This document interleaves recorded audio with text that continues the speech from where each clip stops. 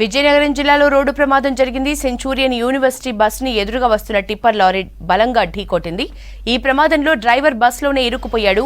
గజపతి నగరం మండలం బోడసింగిపేట సమీపంలో 26వ జాతీయ రహదారిపై ఈ ఘటన చోటు చేసుకుంది.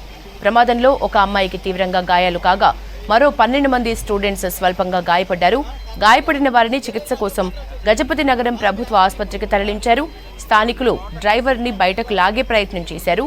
పోలీసులు కేసు నమోదు చేసి దర్యాప్తు చేస్తున్నారు.